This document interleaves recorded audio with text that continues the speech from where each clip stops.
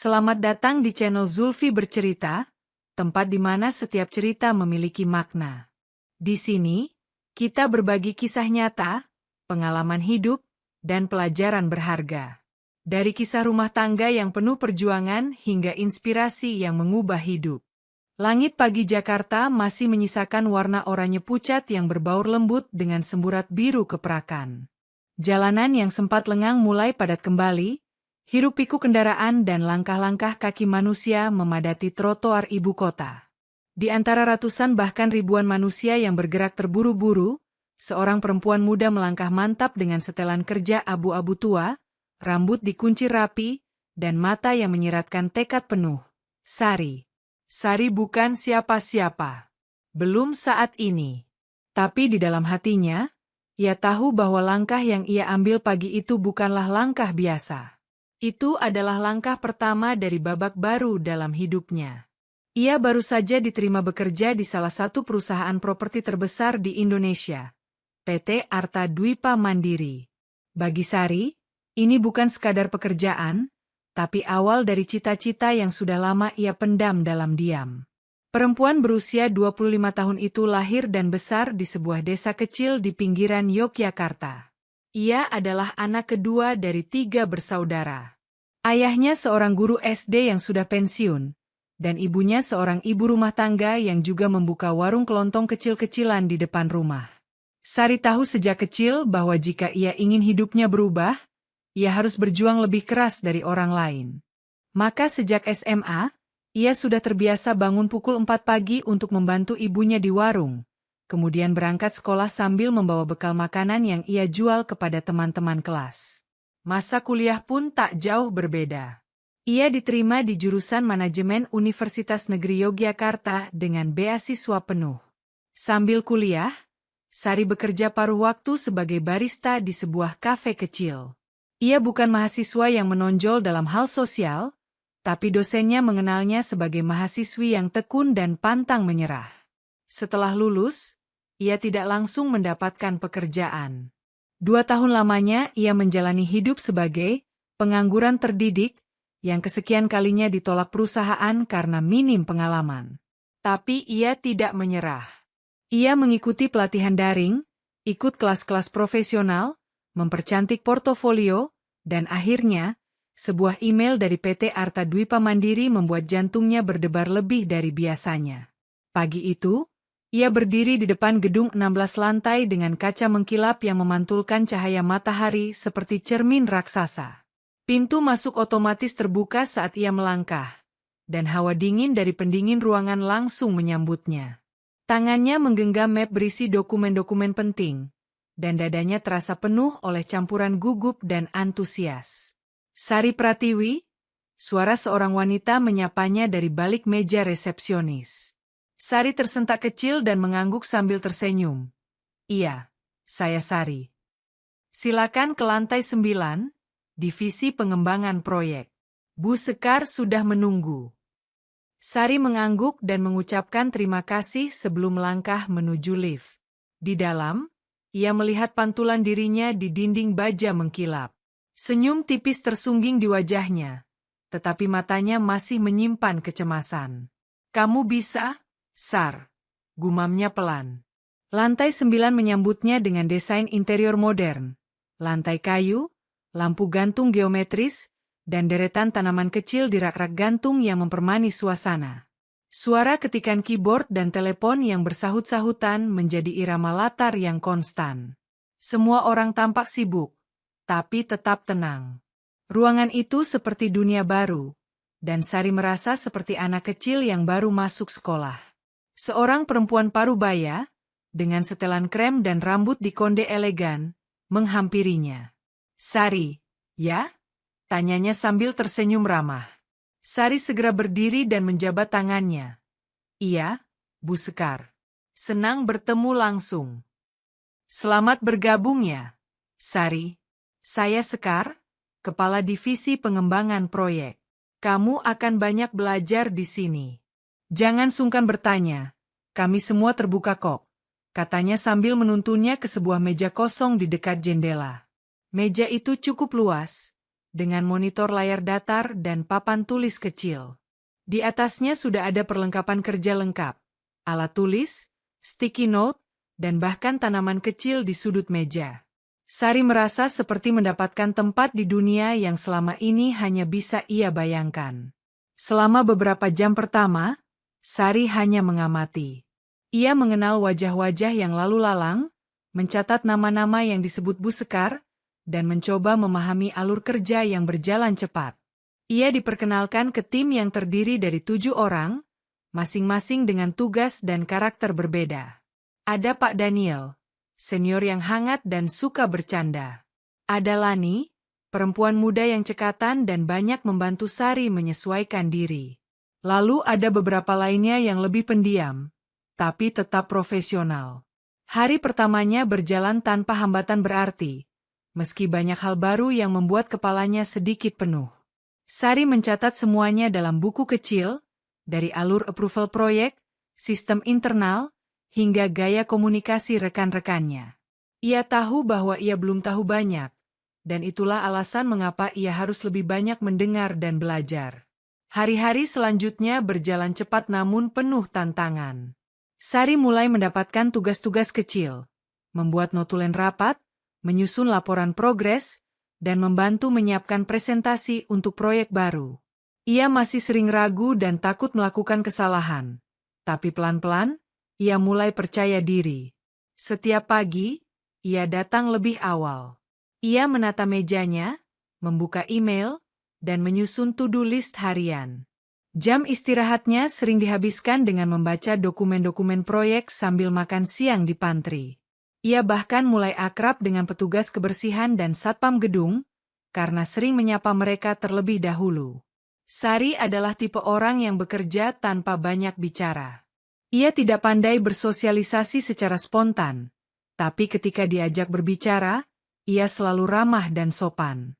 Ia tahu bahwa dunia kerja bukan hanya soal kompetensi, tapi juga soal bagaimana membangun hubungan yang sehat. Tapi tentu, tidak semua orang menyambutnya dengan tangan terbuka.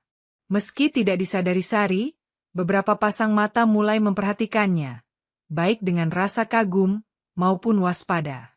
Namun di bab ini, belum ada konflik besar. Hanya seorang perempuan muda yang berjuang menyesuaikan diri di dunia kerja yang baru. Seseorang yang memulai dari nol, mengumpulkan batu-batu kecil untuk membangun pondasi masa depannya. Ia belum tahu badai seperti apa yang menantinya. Tapi untuk saat ini, ia hanya ingin melakukan satu hal, belajar. Dan ia melakukannya dengan hati yang penuh semangat. Sudah 3 minggu sejak Sari bergabung di PT Arta Dwipa Mandiri. Ia mulai merasa sedikit lebih nyaman dengan ritme kerja dan tugas-tugas yang dipercayakan padanya. Setiap hari, ia berusaha untuk menyelesaikan pekerjaan tepat waktu, menyiapkan segala sesuatu lebih awal sebelum diminta, dan tidak segan untuk bertanya jika memang tidak mengerti. Ruang kerja di lantai 9 yang semula terasa asing kini mulai terasa akrab. Ia sudah hafal di mana printer berada, di mana rak penyimpanan dokumen proyek, bahkan sudah bisa menebak jenis kopi favorit rekan-rekannya dari baunya saat mereka masuk ke pantry. Namun di balik segala kemajuan itu, ada satu hal yang perlahan-lahan mulai mengusik batinnya. Sebuah sikap yang sulit dijelaskan, datang dari seseorang yang seharusnya menjadi panutan, atau setidaknya senior yang bisa dijadikan tempat bertanya. Mbak Rina. Rina adalah salah satu karyawan senior di divisi pengembangan proyek. Ia sudah bekerja di perusahaan ini lebih dari 7 tahun. Cantik, rapi, dan sangat lihai berbicara di depan publik. Banyak orang segan padanya karena ketegasannya. Meski sebagian kecil juga berbisik bahwa ia cukup keras kepala jika merasa tersaingi. Ia adalah tipe orang yang pandai memainkan bahasa tubuh, senyum yang selalu terlihat pas, namun tatapan matanya dingin seperti tak pernah sepenuhnya percaya pada siapapun. Sari pertama kali merasa ada yang janggal saat presentasi mingguan pertamanya di ruang rapat kecil.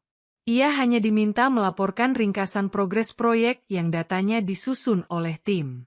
Sari telah mempersiapkan semuanya dengan baik, bahkan mencetak grafik warna-warni agar mudah dipahami. Namun ketika giliran Sari bicara, Rina yang duduk di sisi kanan Buskar, memotong dengan komentar tajam. Data ini kurang relevan. Angka di sini nggak sinkron sama laporan keuangan bulan lalu. Kamu ambil dari mana datanya? Sari terkejut, namun mencoba tenang. Saya ambil dari file update terakhir yang dibagikan Pak Daniel, Mbak. Sudah saya cocokkan juga dengan. Saya rasa kamu belum cukup paham alurnya. Lain kali, pastikan kamu validasi langsung ke finance, bukan cuma berdasarkan file internal tim. Potong Rina lagi, suaranya terdengar tenang tapi mengiris. Ruangan jadi hening sesaat. Sari hanya bisa mengangguk dan mencatat. Meski di dalam hati ia tahu bahwa file yang ia ambil berasal dari folder bersama yang selama ini digunakan tim. Ia bahkan telah memastikan 3 kali sebelum mempresentasikannya.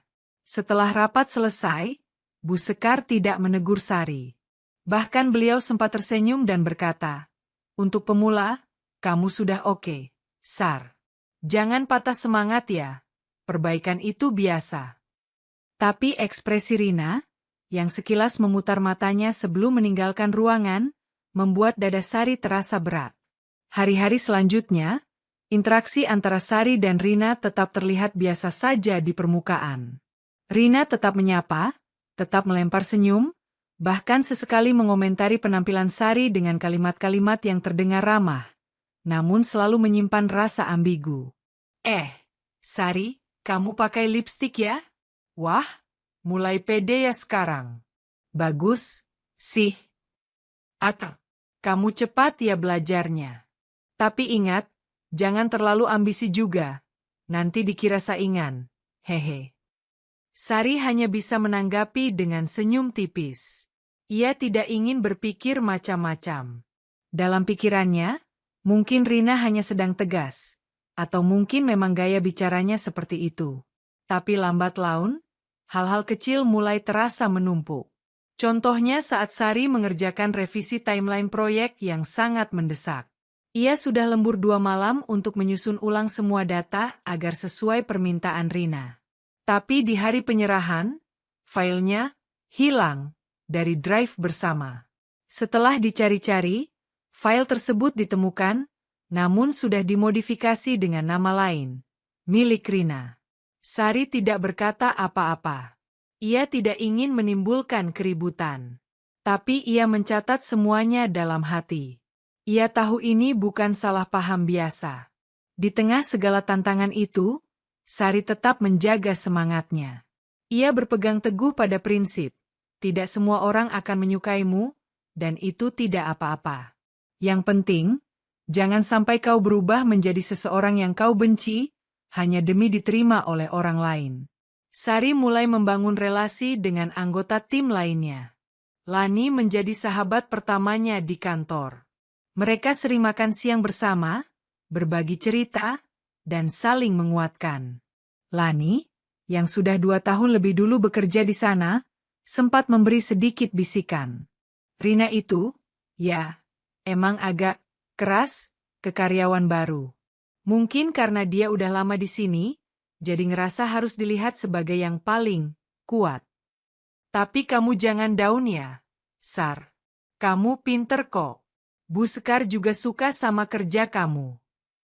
Sari tersenyum, tapi hatinya tahu bahwa sesuatu sedang berkembang dalam diam. Ia sadar, Rina bukan sekadar senior biasa. Ada dinamika kekuasaan di sana. Ada semacam ketegangan yang belum meledak, tapi menggantung di udara, menunggu waktu.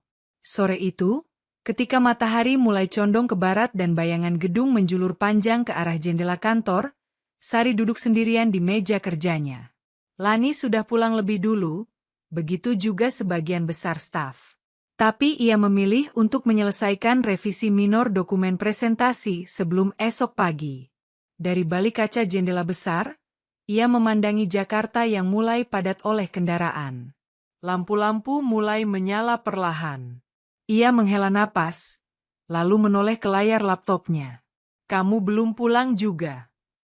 Sari menoleh, melihat Rina berdiri tak jauh di belakangnya, membawa tas tangan kecil dan masih mengenakan heels hitam. Belum, Mbak. Saya mau beresin sedikit revisi untuk slide besok. Rajin ya, jawab Rina singkat. Senyumnya ada, tapi matanya dingin. Kalau kerja keras terus, nanti ekspektasi orang makin tinggi. Siap nggak? Lanjutnya dengan nada datar. Sari terdiam. Ia tersenyum kecil, lalu berkata, saya percaya kalau kita kerja sungguh-sungguh, hasilnya akan bicara sendiri, Mbak. Sebuah senyuman lain muncul di bibir Rina. Kali ini lebih kecil, lebih tajam. Ia tak menjawab, hanya berbalik dan melangkah pergi dengan suara langkah sepatu yang bergema di lantai kayu. Dan Sari hanya bisa menatap punggung itu dalam diam. Ia tahu, hari-hari ke depan mungkin tidak akan mudah. Tapi Sari Pratiwi juga tahu, ia tidak datang ke sini hanya untuk sekadar bertahan. Ia datang untuk tumbuh. Dan ia tidak akan mundur. Pagi itu Jakarta diguyur hujan deras. Langit yang biasanya terang menjelang pukul 8 pagi berubah kelabu, seolah sedang menyembunyikan mentari. Udara dingin merayap masuk melalui celah-celah jendela kantor yang mulai berkabut. Sari datang lebih awal seperti biasa. Tangannya menggenggam segelas kopi hangat yang baru dibelinya dari kedai kecil di lobi gedung. Rambutnya sedikit lembab karena rintik hujan meskipun sudah memakai payung. Ia duduk di meja kerjanya dan membuka laptop, menyalakan lampu meja kecilnya, lalu mulai menata ulang agenda kerja untuk hari itu. Ada rapat progres pukul 9, lalu sesi pemantauan kinerja proyek jam 1 siang bersama Pak Danu, Kepala Divisi Pengembangan yang menjadi atasan langsungnya. Lani muncul beberapa menit kemudian, mengibas payungnya dan mendesah kesal karena kaos kakinya basah. Kayaknya Jakarta udah masuk musim galau, candanya sambil duduk. Sari tersenyum tipis, tapi pikirannya belum benar-benar di tempat. Ia masih memikirkan sesuatu, lebih tepatnya seseorang. Selama seminggu terakhir, Rina tampak semakin intens mengawasi setiap pekerjaan Sari. Bahkan hal-hal kecil seperti format laporan dan pemilihan kata dalam email pun tidak luput dari kritiknya. Judul laporan kamu terlalu panjang. Belajar deh dari gaya penulisan profesional, ucap Rina suatu hari saat mereka sedang berdiskusi di meja pantry. Meski ucapannya terdengar ringan, tapi Sari bisa merasakan nada merendahkan yang tak tertutupi. Sari hanya mengangguk dan mencatat ulang saran tersebut. Ia tidak ingin memperpanjang hal-hal kecil yang bisa merusak hari-harinya. Tapi di lubuk hatinya yang terdalam, benih luka mulai tumbuh. Bukan karena kritikan, melainkan karena cara Rina menyampaikannya, tanpa rasa hormat, seolah Sari adalah ancaman yang harus dikerdilkan sebelum tumbuh lebih tinggi. Hari itu, di ruang rapat yang dingin dan dihiasi aroma kopi dari dispenser sudut ruangan, rapat mingguan kembali digelar. Sari telah menyiapkan semua data dengan sempurna. Ia memastikan sinkronisasi angka-angka dengan laporan finance, mengemasnya dalam grafik yang mudah dicerna, dan menyiapkan penjelasan ringkas namun padat. Ketika tiba gilirannya bicara, Sari membuka presentasinya dengan suara tenang, meski jantungnya berdetak lebih cepat dari biasanya. Berdasarkan data terbaru per minggu ke-4 bulan ini, kami mencatat adanya peningkatan efisiensi sebesar 11% pada proyek Alpha jika dibandingkan dengan triwulan sebelumnya, katanya sembari menunjuk layar. Pak Danu mengangguk pelan. Beberapa anggota tim mengangguk setuju, dan Lani bahkan tersenyum memberi dukungan dari seberang meja. Namun seperti bisa diduga, suara tajam itu kembali menyela. Sebentar, ucap Rina sambil mengangkat tangan. Angka efisiensi ini kamu hitung pakai metode apa? Karena menurut saya, penurunan jam kerja bukan berarti otomatis efisiensi meningkat. Sari menahan napas sejenak. Ia sudah mengantisipasi pertanyaan itu. Ia menjawab dengan sabar, merujuk metode analisis time to completion dari laporan HR yang ia sandingkan dengan hasil output proyek. Namun tatapan Rina tetap mencurigakan. Saya tetap merasa ini terlalu disederhanakan. Analisis kamu belum cukup kuat buat dijadikan acuan manajemen, ujarnya dingin. Pak Danu sempat melirik Rina, namun tidak berkata apa-apa. Rapat berlanjut, tapi suasana menjadi berat. Selepas rapat, Sari duduk kembali di mejanya. Nafasnya sedikit tertahan. Ia merasa tubuhnya lelah meski belum pukul 2 siang.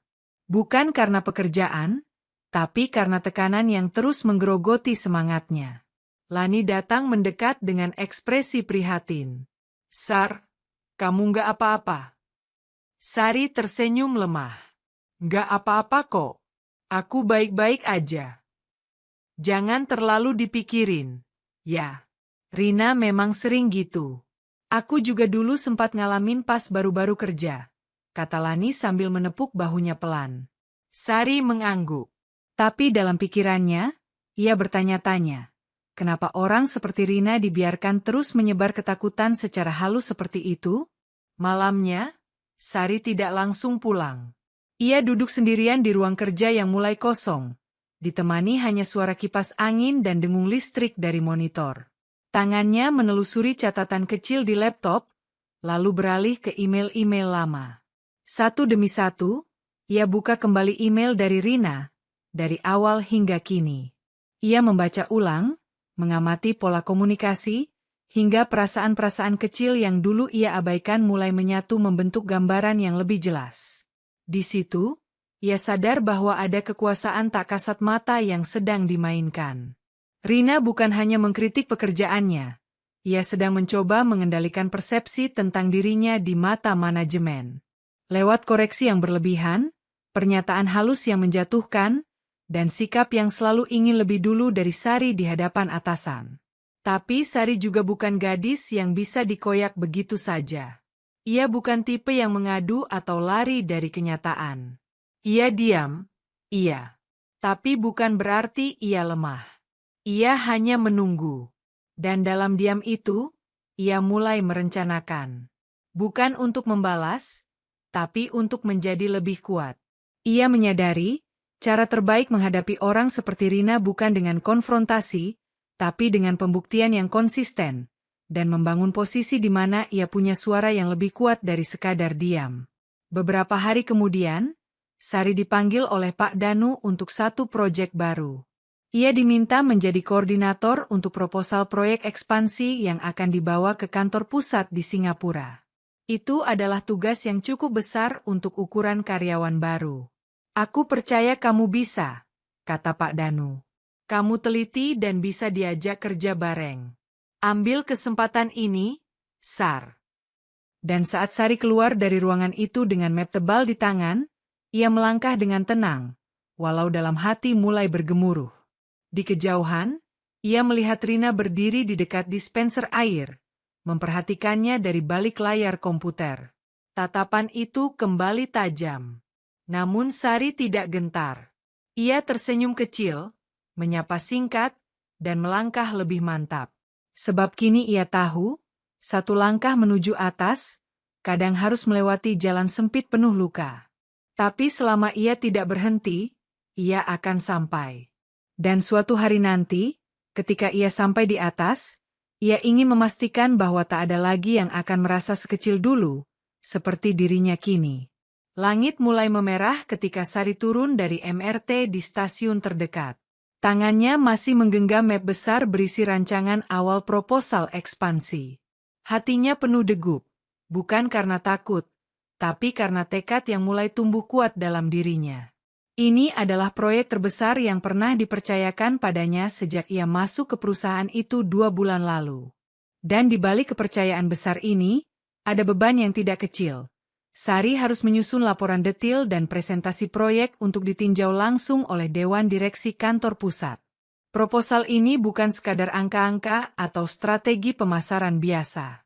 Ini adalah cermin dari siapa dirinya. Seorang karyawan muda yang ingin membuktikan bahwa ia bisa diandalkan meski datang dari bawah.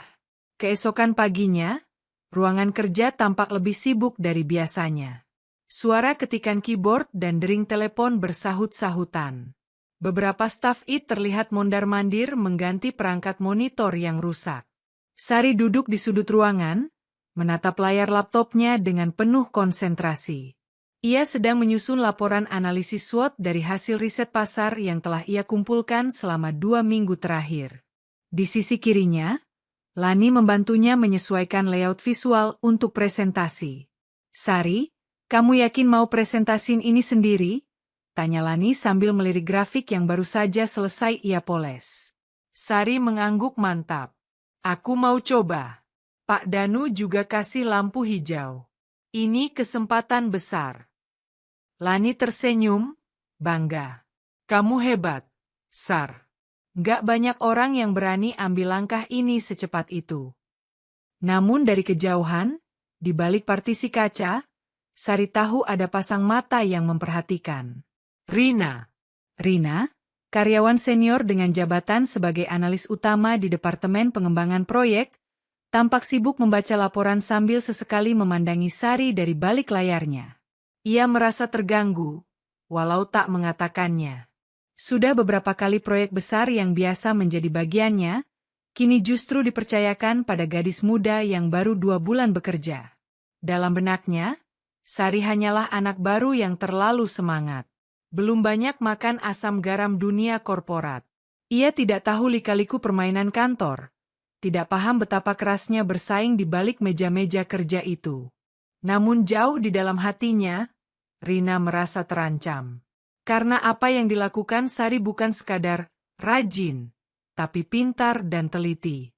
Sesuatu yang bisa mengusik eksistensinya sebagai sosok yang paling dipercaya selama ini.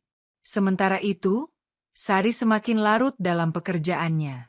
Ia membaca ulang riset pasar yang ia dapat dari database nasional, mencocokkannya dengan data primer yang ia peroleh dari hasil survei kecil di lapangan. Ia ingin laporan ini bukan hanya impresif, tapi juga relevan dan akurat. Ia tak tidur semalaman demi menyelesaikan semuanya tepat waktu. Lani bahkan sempat menegurnya saat mendapati Sari masih di kantor pukul 10 malam. Sar, kamu pulang duluan, dong. Jangan sampai sakit, ucapnya. Sari hanya tersenyum. Kalau bukan sekarang aku kerja keras, kapan lagi? Dan memang benar. Karena malam itu, di balik layar komputernya, ia menuliskan sesuatu yang akan menjadi pembeda. Sebuah strategi kolaborasi lokal yang tak pernah ditawarkan oleh tim pengembangan sebelumnya. Sebuah ide yang berani, namun punya potensi menurunkan biaya operasional hingga 20% di tahap awal ekspansi. Hari presentasi tiba. Ruang rapat utama lantai 9 disulap menjadi ruang presentasi resmi. Di dalamnya, beberapa direktur cabang dan 2 orang dari kantor pusat sudah duduk di kursi panjang, membuka laptop mereka dan berbicara dalam bahasa Inggris formal. Pak Danu memberi isyarat pada Sari untuk mulai. Dengan napas yang ditarik panjang dan kepala tegak, ia melangkah maju. Gaun kerjanya rapi, rambutnya disisir sederhana. Tapi yang paling mencolok darinya adalah keyakinan yang bersinar di matanya. Good morning, everyone. Today, I will present the initial strategy for the upcoming regional expansion, including proposed collaboration with selected local vendors to optimize the logistic costs and increase supply chain efficiency. Suaranya jernih. Bahasanya terstruktur. Ia menguasai materi dengan sempurna. Saat ia menunjukkan grafik efisiensi berdasarkan skenario 2 tahun ke depan, 1-2 kepala mengangguk, bahkan sesekali membisikkan hal positif ke telinga rekan di sampingnya. Ketika sesi tanya-jawab dibuka, salah satu direktur dari Singapura bertanya soal potensi risiko kolaborasi lokal. Sari menjawab dengan tenang, mengutip studi kasus dari Jepang dan mencocokkannya dengan karakteristik pasar Indonesia. Dan saat presentasi usai, tepuk tangan pun terdengar. Tidak gemuruh memang, tapi cukup tulus. Dan lebih dari itu, tatapan Pak Danu, tatapan bangga, sudah cukup membuat Sari merasa bahwa segala jerih payahnya tidak sia-sia. Namun keberhasilan selalu menimbulkan riak, terutama pada orang yang merasa posisinya terancam. Sore harinya, Rina masuk ruang kerja Pak Danu. Pintu tertutup rapat. Tak ada yang tahu pasti apa yang dibicarakan. Namun setelah itu, rumor mulai beredar bahwa Rina menyampaikan keraguan atas data yang digunakan Sari. Sari mendengarnya dari Lani. Tapi ia memilih diam. Biarkan saja, katanya. Aku pegang semua sumber data dan backup. Kalau memang ada yang mempertanyakan, aku siap buka semua dokumen. Seminggu berlalu sejak presentasi besar itu. Proposal proyek disetujui untuk tahap uji coba. Dan nama Sari resmi tercatat sebagai koordinator proyek ekspansi tahap 1. Pagi itu, ia menerima email dari manajemen. Subjeknya, Promotion Opportunity Discussion. Tangannya gemetar saat membacanya. Ia diminta hadir di ruang meeting eksekutif lantai paling atas gedung. Sari terdiam sejenak, menatap jendela tempat hujan perlahan turun membasahi kaca. Ia ingat hari pertamanya masuk kerja, dengan sepatu murah, senyum penuh harapan, dan tangan yang gemetar memegang berkas lamaran. Ia ingat semua rasa gugup, semua lirikan sinis, semua momen ia merasa tidak cukup. Dan kini, langkahnya membawa ke atas. Namun ia tahu, puncak bukan akhir dari segalanya.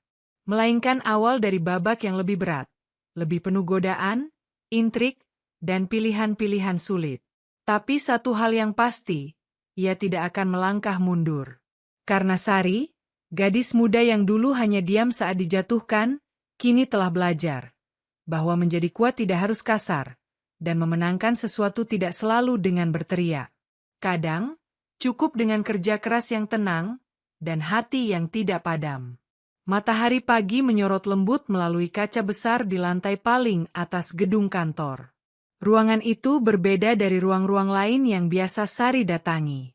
Lantainya berkarpet tebal, dindingnya dilapisi panel kayu mengilap, dan aroma kopi segar memenuhi udara dari dispenser otomatis di pojok ruangan. Sari berdiri di depan meja resepsionis lantai eksekutif. Tangannya membawa agenda kecil dan kartu identitas. Wajahnya terlihat tenang, meski jantungnya berdetak lebih cepat dari biasanya. Selamat pagi. Saya Sari Ramadhani. Saya ada janji dengan Ibu Dini jam 9, katanya sopan. Resepsionis tersenyum, memeriksa daftar digital di monitornya. Silakan, Mbak Sari. Ruang meeting nomor 3, belok kanan, pintu kedua. Sari mengangguk dan berjalan dengan langkah yakin. Di dalam pikirannya, masih berputar berbagai kemungkinan. Kenapa ia dipanggil ke lantai ini? Apa benar untuk promosi? Ataukah hanya untuk klarifikasi laporan?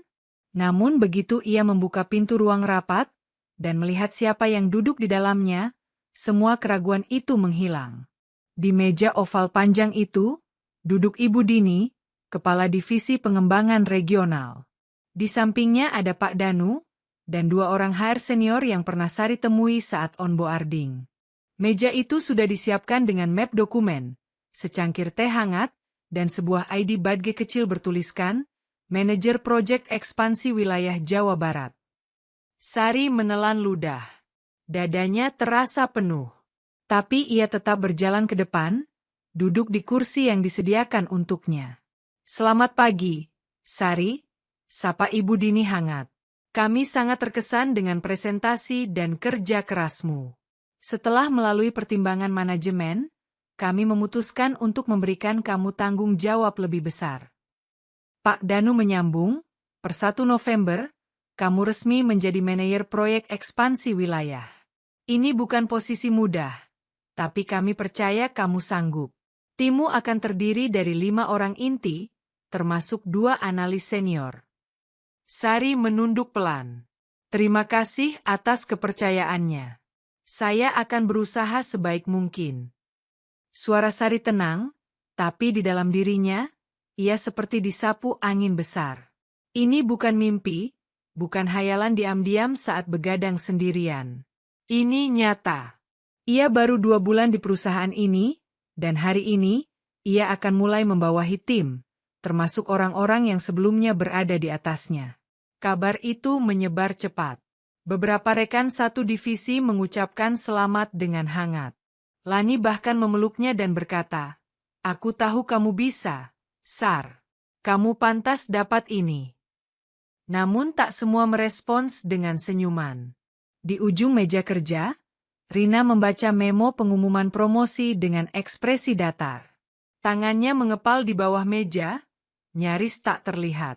Ia tidak mengucapkan selamat, tidak juga menatap Sari ketika mereka berpapasan di pantry. Sari merasakannya, tapi ia memilih bersikap profesional. Ia tahu, tantangan barunya bukan cuma soal kerja, tapi juga bagaimana ia bisa menjadi pemimpin yang tidak terpancing oleh ego. Hari pertama sebagai manajer, Sari memasuki ruang rapat kecil tempat ia akan memimpin briefing timnya. Di dalam sudah ada 5 orang, termasuk Rina. Meja kerja disusun dalam bentuk setengah lingkaran, dengan Sari berdiri di bagian tengah. Sari membuka pertemuan dengan senyuman. Selamat pagi, semuanya. Terima kasih sudah hadir. Mulai hari ini, kita akan bekerja sama dalam proyek ekspansi wilayah. Saya tahu beberapa dari kalian sudah lebih dulu berpengalaman di sini, termasuk Mbak Rina, yang kontribusinya luar biasa dalam proyek-proyek sebelumnya. Ia menatap ke arah Rina, memberi anggukan kecil. Rina membalas dengan anggukan singkat, tapi tanpa senyuman. Sari melanjutkan. Saya ingin proyek ini menjadi kerja tim yang terbuka. Semua ide saya dengarkan, semua masukan akan saya pertimbangkan. Target kita bukan hanya menyukseskan ekspansi, tapi juga membentuk pola kerja yang saling mendukung. Kalau ada hal yang perlu disampaikan secara pribadi, saya terbuka kapanpun. Briefing berlangsung lancar, meski suasananya agak kaku. Di akhir pertemuan, Sari menyampaikan timeline tugas awal, membagi tanggung jawab secara adil, dan memberi waktu 2 hari untuk pengumpulan data terbaru. Ketika rapat selesai dan para anggota tim mulai keluar, Rina tetap duduk di kursinya. Sari bersiap beranjak, namun Rina akhirnya berbicara. Selamat ya, Sari. Akhirnya kamu naik juga, katanya, suaranya datar. Sari tersenyum sopan. Terima kasih, Mbak. Jadi, sekarang aku harus laporan ke kamu, ya? Sari menatap Rina sebentar, lalu menjawab dengan tenang. Kita semua kerja bareng, Mbak. Tujuannya sama. Saya harap kita bisa saling dukung. Rina tertawa kecil, tanpa humor. Kamu cepat juga, ya. 2 bulan langsung naik jadi manajer. Sari tidak terpancing. Ia tahu, tantangan sebenarnya bukan pada promosi itu sendiri, tapi pada bagaimana ia akan menghadapi sikap seperti ini, hari demi hari. Sore itu, Sari duduk sendirian di ruang kerjanya yang baru. Sebuah ruang kecil tapi nyaman, dengan 1 meja panjang, lemari file, dan papan strategi di dinding. Ia menyalakan lampu meja dan membuka laptop. Tapi pikirannya masih tertinggal di ruang rapat tadi. Ia tahu, ini baru awal dari medan yang tidak mudah. Ia akan berhadapan dengan tekanan dari atas, ekspektasi dari manajemen, serta, yang paling rumit, relasi antar tim yang bisa berubah karena struktur baru. Namun ia juga tahu, ia tidak lagi sama seperti 2 bulan lalu. Ia sudah belajar bagaimana menghadapi pandangan merendahkan, belajar menahan diri saat ingin menyerang balik, belajar memilih diam saat ingin membela diri dengan keras. Sari sudah cukup dewasa untuk tahu bahwa tidak semua ujian datang dengan suara keras. Kadang, ujian datang dalam bentuk diam, dalam bentuk tatapan sinis, dalam bentuk kerjasama yang tak tulus, bahkan dalam bentuk senyum palsu. Dan ia sudah siap, karena baginya, naik tangga bukan tentang meninggalkan orang lain di bawah, tapi tentang menunjukkan bahwa ia bisa berdiri lebih tinggi, tanpa menginjak siapapun. Pagi itu hujan turun rintik-rintik, membasahi kaca besar di sisi kanan ruang kerja Sari. Aroma kopi hangat dari mug keramik di mejanya menyatu dengan semilir udara dingin. Di luar sana, hiruk-pikuk karyawan mulai kembali ke ritme kerja mereka masing-masing. Tapi di ruang kerjanya, Sari duduk dalam diam, menatap layar laptop yang memunculkan laporan progres minggu pertama proyek ekspansi. Semuanya berjalan, hampir mulus. Ia membuka kembali spreadsheet yang disusun oleh tim analis. Ada kejanggalan kecil yang muncul di laporan data wilayah Bandung Timur. Angka proyeksi keuntungan lebih tinggi dari yang seharusnya, berdasarkan riset pasar yang dilakukan sebelumnya. Sari mengernyit, lalu mengklik bagian catatan kaki. Data disusun dan direvisi oleh Rina. Ia tidak langsung menuduh. Ia tidak ingin menjadi manajer yang impulsif. Namun rasa penasaran itu tetap mengusik. Tak lama, Lani datang mengetuk dan masuk ke ruangannya, membawa beberapa berkas. Ini data revisi terbaru, Sar. Oh iya, aku juga sudah bantu review untuk dokumen Bandung Timur. Ada yang agak aneh ya datanya? Kayak terlalu dibuat, bagus, supaya terlihat menjanjikan. Sari menatap Lani. Kamu juga sadar. Lani mengangguk. Rina yang pegang bagian itu. Tapi, ya, kamu yang lebih tahu, Sar. Mau kamu tindak langsung atau biarkan jalan dulu? Sari terdiam sesaat. Kalau memang ada manipulasi, aku harus tahu alasannya. Tapi kita nggak bisa langsung menuduh tanpa bukti jelas. Aku mau tanya baik-baik ke dia dulu. Lani tersenyum. Kamu beda, Sar. Banyak manajer baru langsung main perintah. Tapi kamu tetap rasional. Sari hanya tersenyum singkat, lalu menatap kembali layar laptopnya. Di dalam hatinya, ia sadar, ini bukan sekadar kesalahan data biasa. Ada sesuatu yang lebih dari itu. Siang harinya, Sari memanggil Rina ke ruangannya. Rina masuk tanpa ekspresi, membawa tablet dan selembar kertas printout data. Sari menyambut dengan anggukan sopan. Mbak, aku udah review laporan Bandung Timur. Data hasil revisimu menunjukkan proyeksi yang cukup tinggi dibanding riset awal kita. Aku cuma mau tahu, itu berdasarkan update terbaru, atau ada asumsi khusus? Rina menaruh tablet di meja, lalu menyandarkan punggung di kursi. Itu, improvisasi. Aku rasa kalau kita mau tampil bagus di depan investor, data harus lebih meyakinkan. Sari menatapnya langsung. Tapi bukan begitu caranya, Mbak. Kita butuh validitas. Kalau data dibuat meyakinkan, tapi tidak sesuai realita, kita bisa rugi besar nanti. Rina tersenyum kecil, tapi matanya dingin. Jadi kamu mau koreksi aku, Sar? Maksudmu, kita semua harus kerja kaku sekarang, karena kamu sudah jadi atasan. Sari tidak terkejut mendengar nada sinis itu. Ia sudah menduga akan ada gesekan. Tapi tetap saja, mendengarnya langsung membuat dadanya terasa berat. Ini bukan soal jabatan, Mbak. Ini soal tanggung jawab ke tim, ke perusahaan. Kalau datanya tidak akurat, berarti kita yang akan kena imbas. Suasana hening sesaat. Hujan di luar mulai reda, tapi dalam ruangan itu, ketegangan seperti baru saja mulai menguat. Aku cuma ngasih warna buat laporan itu. Kalau kamu nggak suka, ya, silakan ubah. Kamu manajernya, kan? Rina berdiri, tanpa menunggu tanggapan. Ia mengambil tablet miliknya, dan melangkah keluar. Sari duduk terpaku. Ia tahu, konflik ini tidak akan berhenti di sini. Beberapa hari berlalu. Ketegangan antara Sari dan Rina makin terasa di dalam tim. Meskipun tidak pernah terjadi pertengkaran terbuka, namun suasana menjadi kaku. Rina mulai sering telat mengumpulkan laporan. Kadang tidak hadir saat briefing pagi. Ketika ditanya, ia selalu menjawab singkat, sedang banyak yang dikerjakan. Beberapa anggota tim mulai menyadarinya.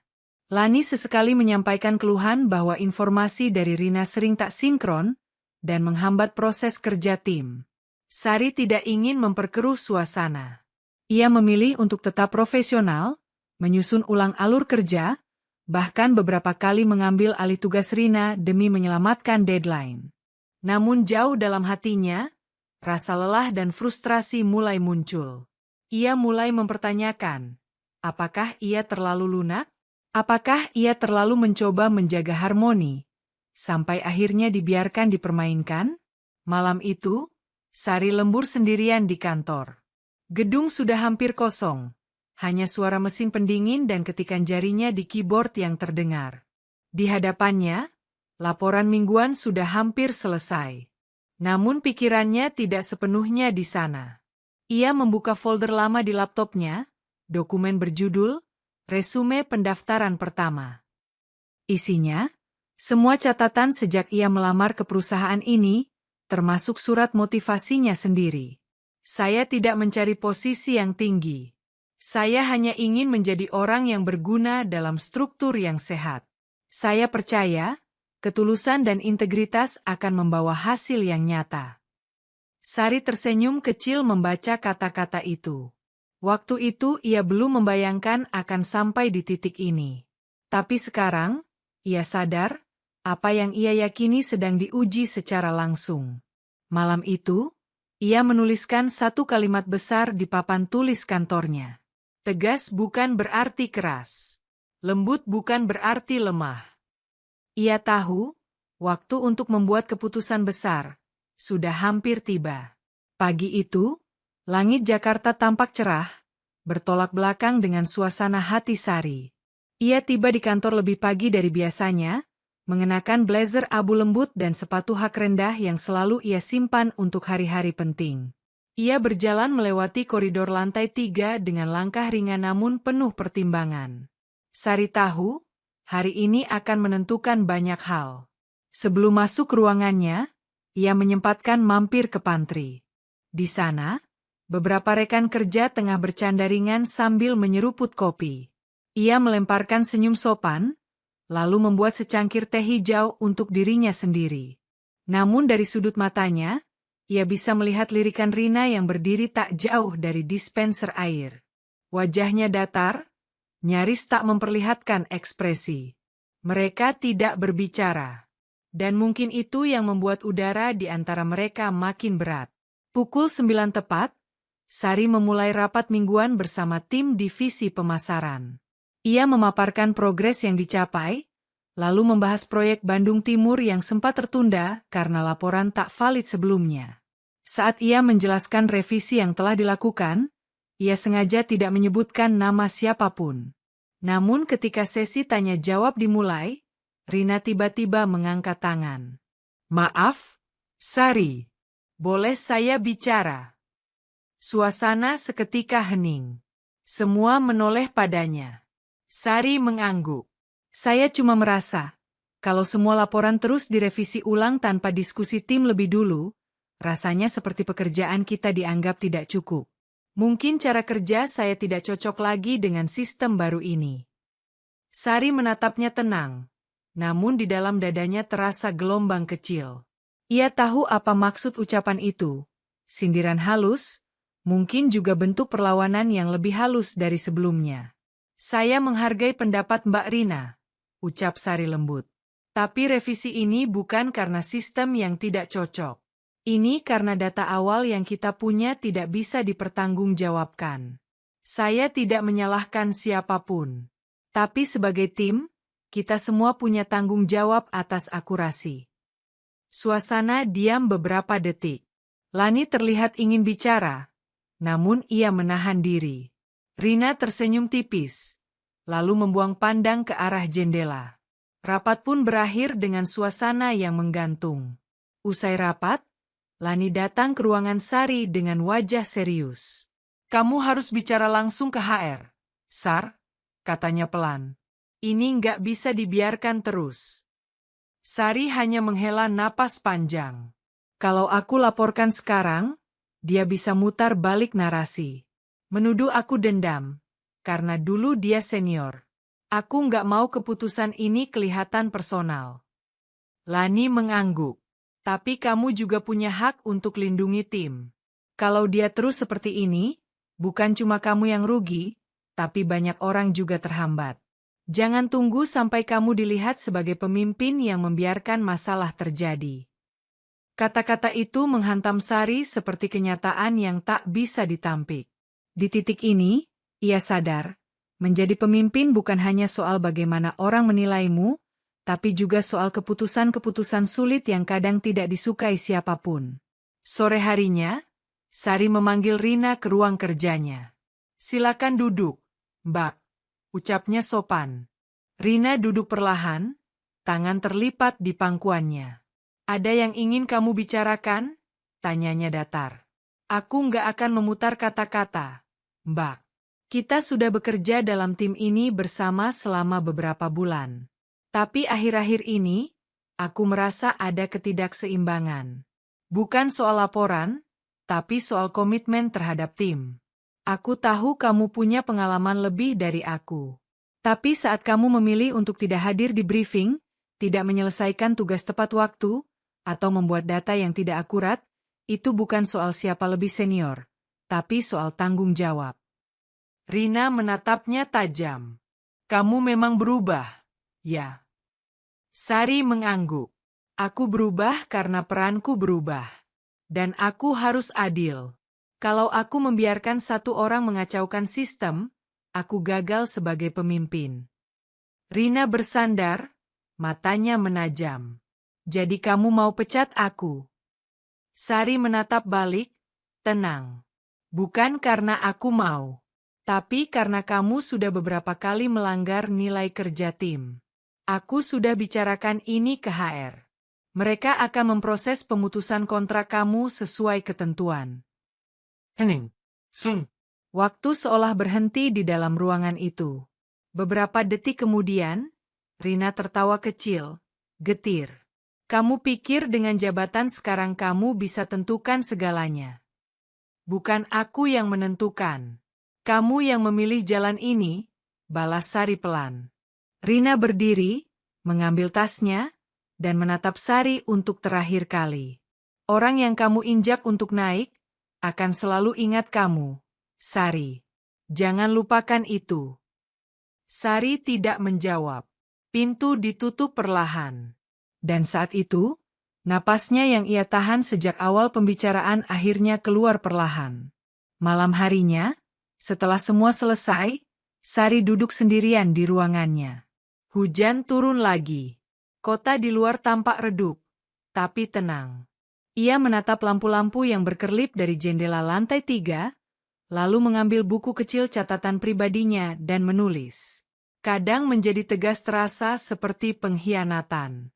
Tapi jika kita tidak menjaga prinsip kita, maka kita akan jadi bagian dari keburukan yang kita benci sejak awal. Setelah kepergian Rina dari perusahaan, suasana di dalam tim perlahan berubah. Tidak langsung membaik, tetapi ada ruang baru yang terasa, lega. Seperti angin sejuk yang perlahan masuk setelah sekian lama jendela tertutup rapat. Beberapa anggota tim yang sebelumnya tampak pasif kini mulai mengutarakan pendapat mereka. Bahkan Dimas, yang dulu jarang sekali terlibat aktif, kini mulai menawarkan inisiatifnya sendiri dalam proyek Bandung Timur. Sari mengamati semuanya dengan tenang. Ia tidak menginginkan pujian. Ia hanya ingin tim bisa berjalan lebih sehat, lebih jujur. Namun yang namanya perubahan, meskipun ke arah yang lebih baik, tak pernah lepas dari ombak. Beberapa kolega dari divisi lain mulai bergunjing. Entah bagaimana, kabar soal Rina yang dipecat oleh manajer baru, beredar cepat. Dan seperti biasa, cerita yang tersebar kerap kali sudah kehilangan akarnya. Sari mendengar beberapa versi. Ada yang bilang ia sengaja menyingkirkan senior karena ingin pamer kuasa, ada pula yang menganggap ia hanya menjalankan perintah atasan lebih tinggi. Ia memilih diam. Bukan karena tak ingin membela diri, tetapi karena ia mulai belajar, integritas tidak selalu bisa dijelaskan dalam kalimat pendek. Suatu sore, Lani masuk ruangannya sambil membawa 2 gelas kopi dari lantai bawah. Ini cappuccino kesukaanmu, katanya ringan, meletakkan 1 gelas di meja. Sari mengangkat alis, lalu tersenyum tipis. Lagi baik hati banget. Kamu? Lani tertawa kecil. Kamu kelihatan capek. Terlalu banyak yang kamu simpan sendiri. Ya. Sari menghela napas, lalu menyandarkan tubuh di kursi. Tahu nggak, Lan? Kadang aku ngerasa kayak musuh di kantor ini. Lani menatapnya, lalu duduk di hadapan Sari. Karena kamu nggak nurutin pola yang dulu. Kamu berani bikin garis. Dan gak semua orang suka batas. Sari menatap keluar jendela, memikirkan kata-kata itu. Aku cuma gak pengen jadi orang yang mengulangi lingkaran yang salah. Dulu aku pernah jadi korban. Aku tahu rasanya. Jadi sekarang, saat aku bisa memperbaiki sesuatu, aku takut kalau malah jadi pelakunya. Lani mengangguk pelan. Justru karena kamu sadar, kamu gak akan jadi seperti mereka. Hening sejenak. Lalu, Lani menambahkan, ngomong-ngomong, tadi siang ada undangan dari kantor pusat. Mereka mau kamu ikut sesi pelatihan manajerial nasional bulan depan. Sari mengerjap. Aku? Iya. Kamu terpilih mewakili cabang kita. Kayaknya ada yang memperhatikan caramu menangani masalah selama ini. Sari tersenyum samar. Bukan karena bangga. Tapi karena untuk pertama kalinya, ia merasa usahanya tidak sia-sia. Malam itu, Sari pulang lebih lambat dari biasanya. Jakarta hujan lagi. Hujan yang seperti mengguyur pelan segala kekhawatiran. Di dalam taksi online yang membawanya pulang, ia membuka ponselnya dan menatap layar lama. Tiba-tiba, sebuah pesan muncul. Tidak dikenal. Selamat ya. Akhirnya kamu bisa jadi manajer dan singkirkan orang-orang seperti aku. Tapi ingat, Sari, dunia itu bulat. Jangan terlalu tinggi menatap ke atas, sampai lupa melihat ke bawah. Pesan itu membuat jantungnya berdegup sedikit lebih cepat. Ia mengenali nomor itu. Bukan karena namanya tersimpan, tapi karena ada jejak di dalam ingatannya. Rina. Sari mengetik balasan. Tapi jari-jarinya berhenti di tengah jalan. Ia hapus kembali. Lalu meletakkan ponselnya di pangkuan. Ia memilih untuk tidak membalas. Karena ia sadar, tidak semua hal butuh respon. Kadang diam adalah kemenangan yang paling elegan. Hari-hari berikutnya berjalan dalam ritme yang mulai ia kuasai. Sari mulai lebih banyak berbicara dengan tim lintas divisi, mempererat hubungan dengan HR, hingga memantau perkembangan pelatihan internal yang sempat tertunda. Ia juga mulai membangun ruang kecil mentoring informal, di mana setiap minggu ia bertemu dengan 2 atau 3 anggota junior untuk mendengar pendapat mereka. Baginya, kepemimpinan bukan hanya soal memberikan perintah, tapi tentang mendengar, tentang menjangkau. Dan dalam proses itu, ia juga belajar menjadi lebih tenang, lebih dewasa. Namun, tidak semua proses pendewasaan terjadi dalam ruang kantor. Suatu Sabtu pagi, saat Sari sedang sarapan di kafe dekat apartemennya, seseorang datang menghampirinya. Lelaki sekitar usia 40-an, berjas formal, berdiri di hadapannya. Maaf, apakah saya mengganggu? Sari menoleh, sedikit bingung. Tidak, ada yang bisa saya bantu. Perkenalkan, saya Pak Rahmat, dari kantor pusat. Kami sedang meninjau beberapa cabang untuk program percepatan karir di regional. Nama Anda muncul sebagai kandidat potensial. Sari meneguk kopinya pelan. Saya belum pernah dengar soal itu. Itu masih tahap awal. Tapi dari laporan yang kami terima, Anda dinilai mampu memimpin dengan integritas. Dan itu yang kami butuhkan. Percakapan itu berlangsung hampir 1 jam. Pak Rahmat menjelaskan bahwa dalam waktu 6 bulan ke depan, akan ada evaluasi menyeluruh. Dan jika semuanya berjalan baik, bukan tidak mungkin Sari akan dipromosikan lagi, ke jenjang yang lebih tinggi. Namun, ujar Pak Rahmat sebelum berpamitan, akan ada banyak ujian di depan. Dan sebagian ujian tidak selalu datang dari bawah. Kadang dari atas. Sari duduk kembali di kursinya setelah lelaki itu pergi. Ia memandangi jendela kafe yang berkabut oleh embun pagi. Dunia kerja, pikirnya, bukan hanya tentang siapa menjatuhkan siapa. Tapi siapa yang bisa berdiri tegak, bahkan saat semua arah angin berubah. Dan dalam diam, ia tahu ia belum selesai. 3 bulan setelah pertemuan dengan Pak Rahmat, Sari menjalani hari-hari yang penuh dengan ritme cepat dan tuntutan tinggi. Ia terlibat langsung dalam restrukturisasi proyek regional yang menyatukan beberapa cabang menjadi satu sistem kerja terpadu. Di tengah tekanan dan waktu yang nyaris tak pernah bersisa untuk dirinya sendiri, Sari justru merasa lebih hidup. Ia menemukan sisi dirinya yang tidak ia kenali sebelumnya.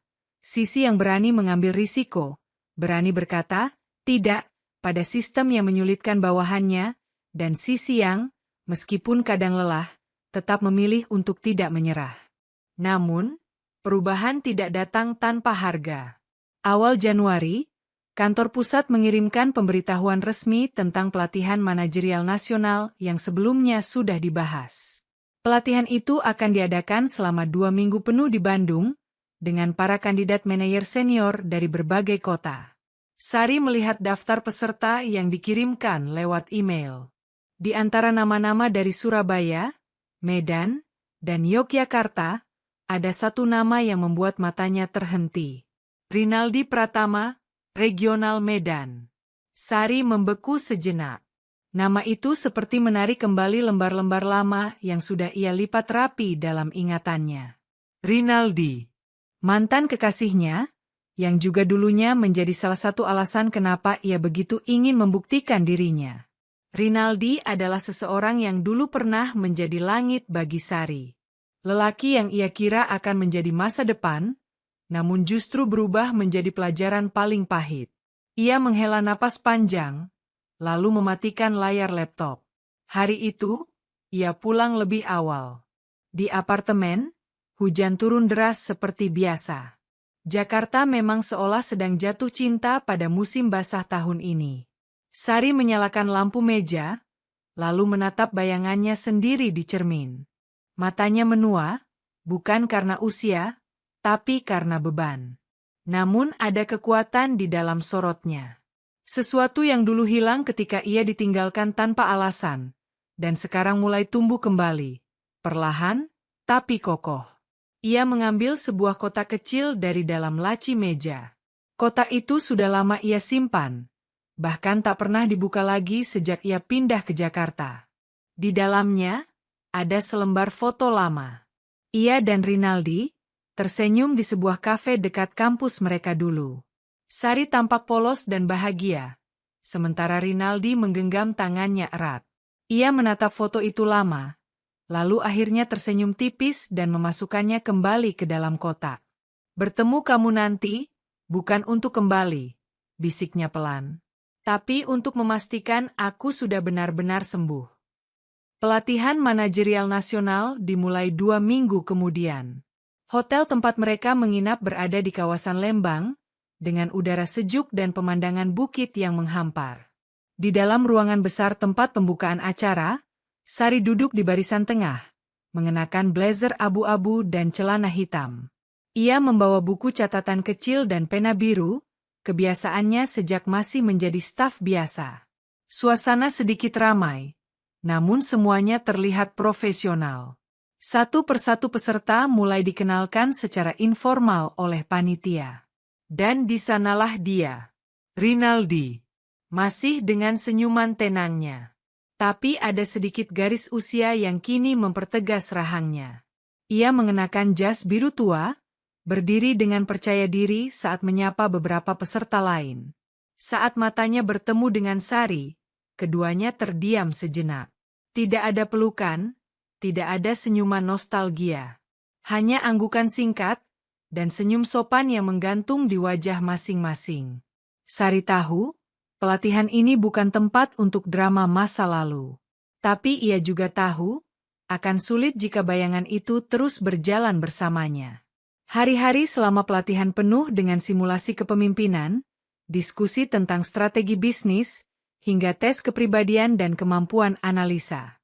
Sari selalu fokus, namun tidak bisa menghindari kenyataan bahwa ia dan Rinaldi tergabung dalam satu grup kerja yang sama dalam sesi ketiga.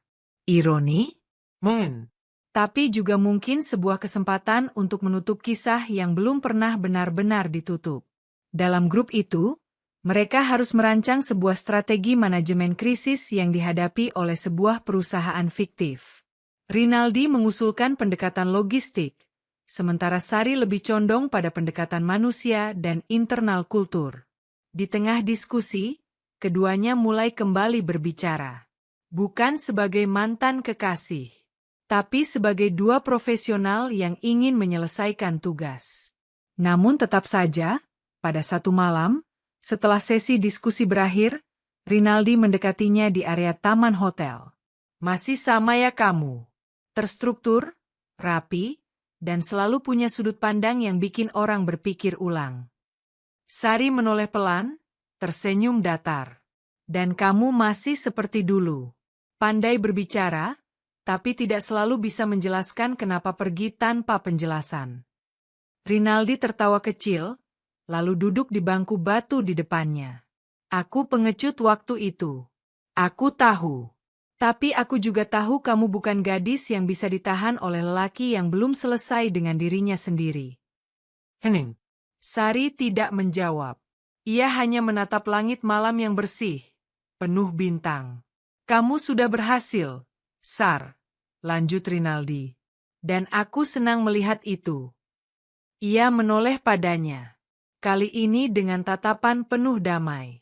Aku tidak butuh kamu senang, katanya pelan. Aku hanya butuh aku bisa hidup tenang. Dan aku sudah menemukan itu sekarang. Keesokan harinya, grup mereka dinilai sebagai salah satu tim terbaik dalam sesi pelatihan. Sari dan Rinaldi berdiri berdampingan menerima ucapan selamat dari mentor-mentor senior. Namun saat acara selesai, Rinaldi hanya mengangkat koper dan melambaikan tangan singkat. Tidak ada basa-basi. Tidak ada janji bertemu lagi. Dan itu sudah cukup. Sari duduk di bus kecil yang akan membawanya ke stasiun, memandangi pemandangan Lembang yang perlahan ditinggalkan. Di dalam hatinya, ia tahu, luka lama bisa saja tak sepenuhnya hilang. Tapi mereka tidak lagi menahan langkah kita. Sesampainya di Jakarta, Sari kembali ke rutinitas. Ia menyusun laporan pasca pelatihan, mengevaluasi sistem manajemen timnya, dan dalam waktu 2 minggu, ia mendapatkan surat dari kantor pusat. Promosi. Sebagai regional manager untuk area Jawa Barat dan DKI Jakarta. Ia terdiam menatap surat itu. Lalu meletakkannya di atas meja, sambil tersenyum. Perjalanannya masih panjang. Tapi kini, ia tidak lagi berjalan dengan rasa takut. Melainkan dengan keyakinan. Bahwa apapun yang pernah melukai dirinya di masa lalu, kini menjadi bahan bakar untuk membangun masa depannya sendiri. 3 bulan setelah promosi, Sari telah menyesuaikan diri dengan perannya sebagai regional manager. Hari-harinya semakin padat dengan rapat, laporan, dan pengambilan keputusan yang memengaruhi banyak orang. Perusahaan tempatnya bekerja semakin berkembang, dan nama Sari mulai dikenal di kalangan perusahaan-perusahaan besar lainnya. Ia merasa percaya diri dengan peran barunya, dan untuk pertama kalinya dalam hidupnya, ia merasa seolah dunia ini berjalan sesuai dengan apa yang telah ia impikan. Namun, kedamaian yang ia rasakan tiba-tiba terusik saat sebuah email masuk ke inboxnya. Sari membuka email itu dan membaca dengan seksama. Kepada Ibu Sari. Saya, Ibu Melisa, salah satu rekan kerja lama Anda, ingin meminta bantuan. Saya tahu ini sangat mendesak, tetapi keadaan kami saat ini sangat sulit. Seperti yang Anda tahu, saya pernah bekerja di bawah Anda di perusahaan sebelumnya. Saat itu, saya melakukan kesalahan yang besar dan kami sempat terlibat dalam sebuah perselisihan.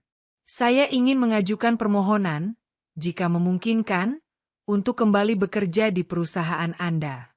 Kami sedang dalam krisis, dan saya merasa Anda satu-satunya orang yang bisa memberi kami kesempatan kedua. Saya harap Anda dapat mempertimbangkan permohonan ini. Sari merasa hatinya mencelos. Nama yang tercantum di email itu adalah Melisa, mantan kolega yang pernah meremehkannya di masa lalu. Melisa adalah sosok yang sering mengkritiknya dengan tajam, bahkan pernah menyindirnya di depan banyak orang. Waktu itu, Sari merasa sangat kecil, dan Melisa adalah salah satu yang membuatnya merasa seperti tidak cukup baik. Kini, Setelah bertahun-tahun, Melisa meminta bantuan. Sari membaca email itu berulang kali. Ada banyak perasaan yang bercampur aduk dalam dirinya. Di satu sisi, ia merasa kesal karena tidak bisa melupakan rasa sakit yang pernah ditimbulkan oleh Melisa. Namun di sisi lain, ia merasa bingung. Mengapa Melisa datang dengan permintaan seperti ini setelah begitu lama? Dia tidak bisa menghindar dari kenyataan bahwa Melisa sedang berada dalam keadaan yang sulit. Sari tahu betul bagaimana rasanya berada di bawah tekanan, dan bagaimana sulitnya mencari bantuan saat semua pintu seakan tertutup. Setelah beberapa hari berdebat dengan dirinya sendiri, Sari memutuskan untuk mengatur pertemuan dengan Melisa. Mereka bertemu di sebuah kafe yang tenang di tengah kota.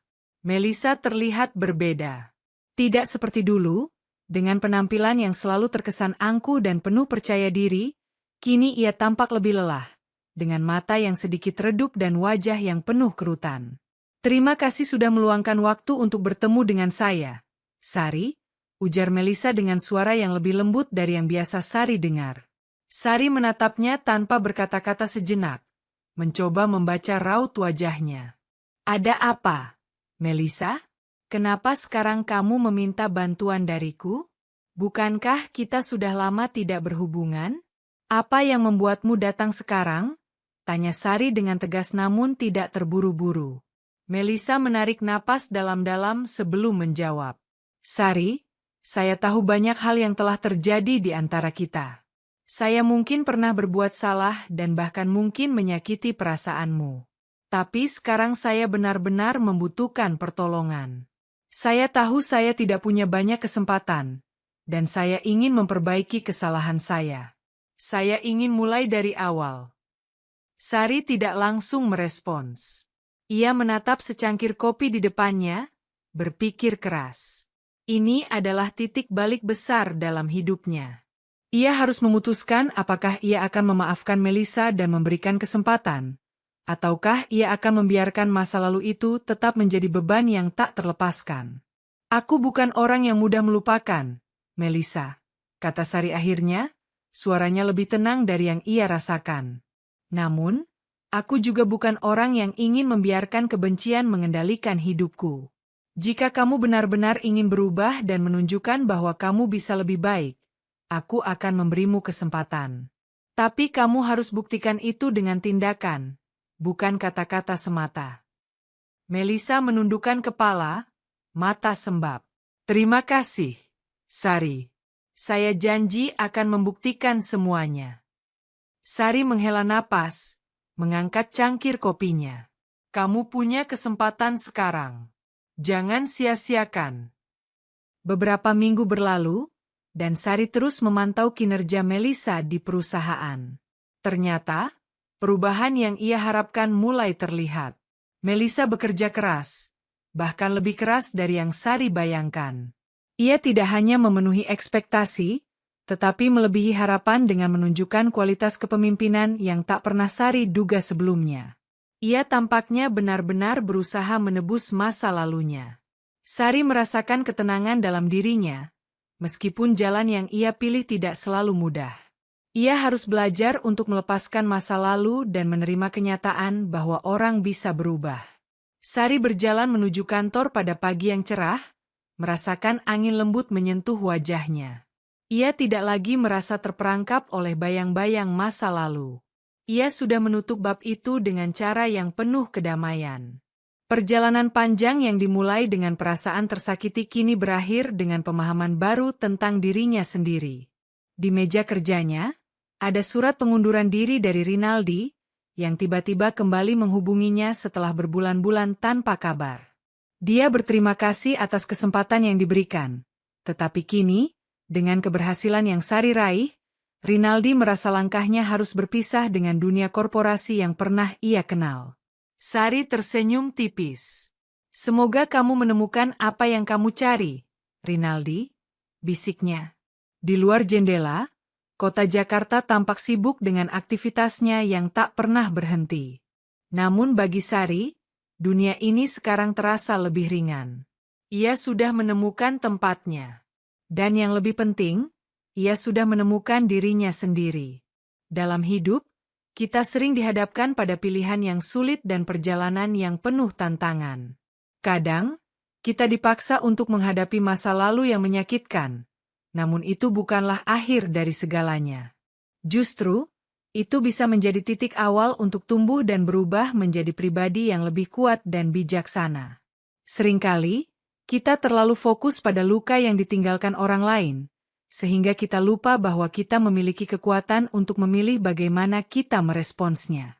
Seperti yang kita lihat dalam perjalanan Sari, meskipun ia dihantam dengan berbagai rintangan dan rasa sakit, ia memilih untuk melangkah maju, tidak hanya untuk dirinya sendiri, tetapi juga memberi kesempatan bagi orang lain untuk berubah. Terkadang, memberi kesempatan kedua kepada diri sendiri dan orang lain adalah langkah terbesar yang bisa kita ambil untuk menciptakan kedamaian di dalam hati. Ingatlah, setiap perjalanan memiliki pelajaran yang berharga, dan kita memiliki kekuatan untuk menciptakan cerita hidup kita sendiri. Jangan biarkan masa lalu mengendalikan masa depan. Pilihlah untuk melangkah dengan harapan, kebijaksanaan, dan cinta.